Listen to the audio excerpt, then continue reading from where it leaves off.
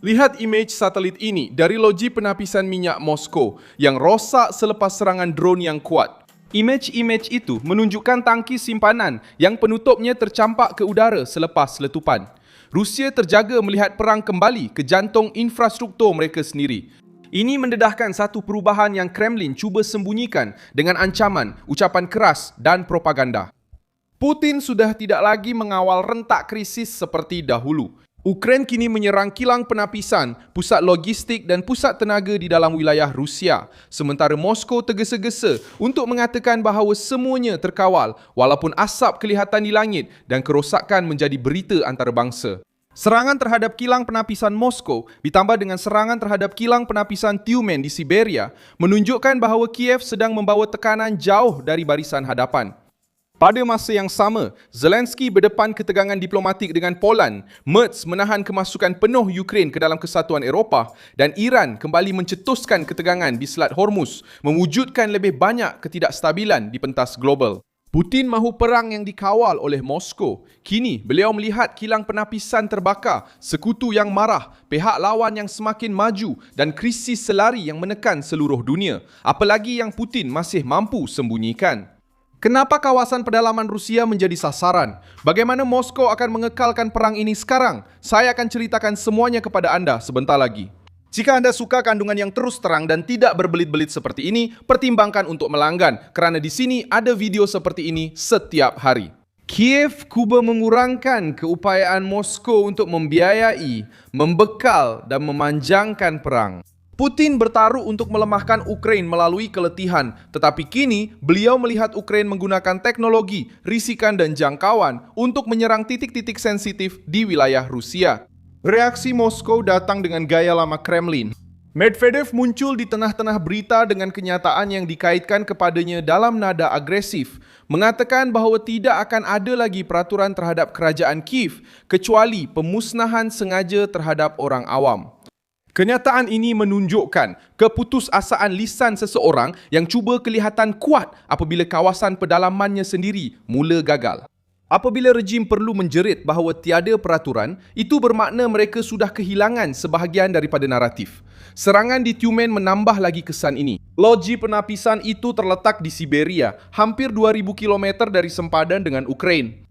Pihak berkuasa tempatan berkata serpihan jatuh di kawasan kemudahan itu dan cuba menegaskan bahawa tiada kerosakan besar berlaku, tetapi hakikat bahawa drone boleh sampai sejauh itu sudah mengubah persepsi tentang perang ini. Rusia bukan sahaja berdepan dengan serangan berhampiran sempadan. Rusia kini berdepan dengan Ukraine yang mampu menyerang jauh ke dalam wilayah Rusia. Jarak serangan ini meresahkan Putin kerana ia mematahkan janji utama yang dibuat kepada rakyat Rusia, iaitu idea bahawa Moskow boleh berperang di luar, menekan Ukraine, mengancam Eropah dan masih dapat mengekalkan kehidupan harian di dalam negara dengan selamat. Serangan ke atas loji penapisan menunjukkan realiti yang berbeza. Kos peperangan kini kembali ke dalam Rusia. Asap keluar dari kemudahan Rusia dan rasa tidak selamat kini dirasai oleh para pekerja Rusia. Golongan elit Kremlin sedar bahawa perang yang berlarutan juga memberi kesan kepada mereka yang memulakan konflik ini. Zelensky juga menghadapi masalah serius dalam bidang diplomatik. Presiden Poland Karol Nawrocki telah menarik balik daripada Zelensky anugerah Order of the White Eagle, iaitu penghormatan tertinggi Poland. Keputusan itu dibuat selepas pilihan Ukraine untuk menamakan satu unit tentera sebagai penghormatan kepada apa yang dipanggil Wira UPA, iaitu tentera pemberontak Ukraine. Di Poland, kumpulan ini membawa kenangan pahit, dikaitkan dengan tuduhan pembersihan etnik terhadap orang Poland dan jenayah perang.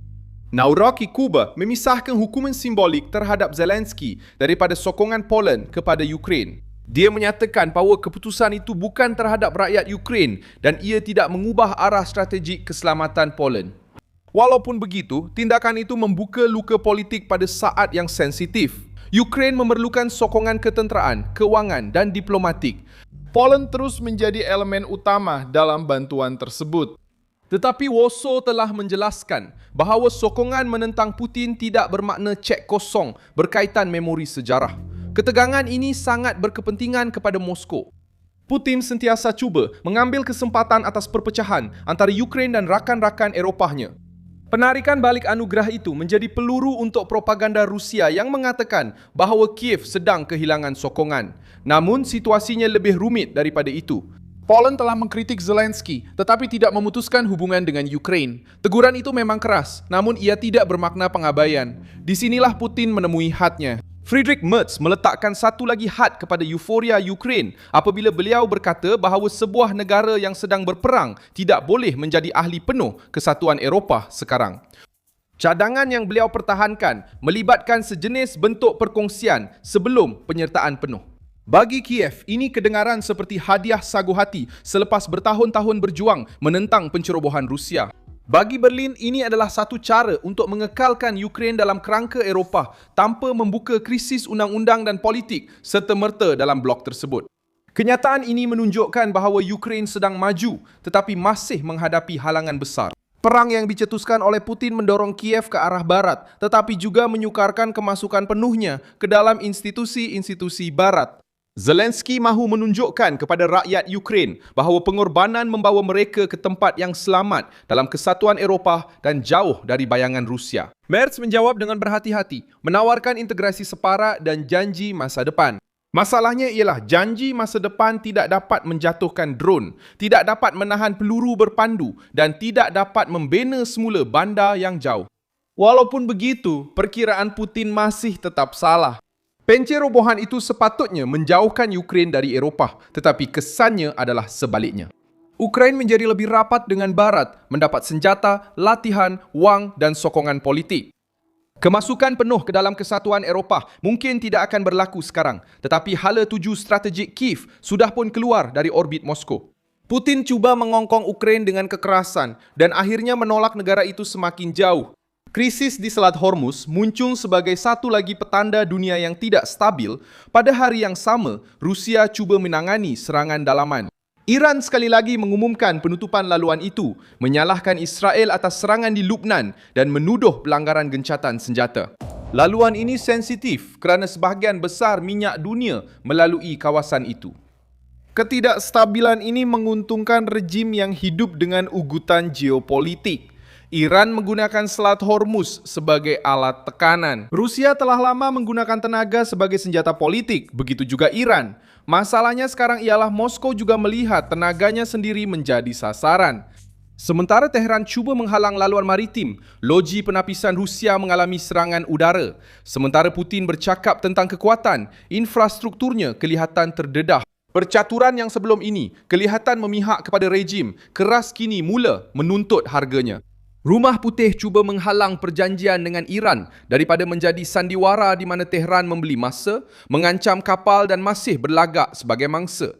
Pergolakan di selat itu menunjukkan bagaimana rejim autoritarian mengendalikan rundingan, menandatangani apabila sesuai, memberi tekanan apabila mampu dan menyalahkan pihak ketiga apabila perlu menyembunyikan taktik mereka sendiri. Putin memahati semua ini sambil cuba mengekalkan imej sebagai pemimpin mutlak. Namun, minggu ini memberikan gambaran yang berbeza. Ukraine menyerang Moskow, drone sampai ke Siberia. Poland menghukum Zelensky tanpa meninggalkan Kiev. Merz melambatkan penyertaan penuh Ukraine tetapi tetap memastikan negara itu berada di landasan Eropah. Iran mengacaukan Selat Hormuz dan menambah ketegangan terhadap tenaga global. Semua ini tidak menunjukkan dunia yang tenang. Ia menunjukkan dunia yang sedang bergolak. Perang juga telah memasuki fasa yang lebih bersifat psikologi. Setiap loji penapisan yang diserang melemahkan rasa keselamatan Rusia. Setiap ancaman daripada Medvedev menunjukkan kegelisahan di peringkat atasan. Setiap penarikan balik diplomatik terhadap Zelensky memuji ketahanan Pakatan Barat. Dan setiap krisis baru di Timur Tengah memberi tekanan kepada tenaga, perdagangan dan kerajaan pada masa yang sama. Saya Milson Alves, seorang pakar hubungan antarabangsa dan tujuan saya adalah untuk memastikan anda sentiasa mendapat maklumat yang benar setiap hari. Pautan berita ada dalam keterangan video.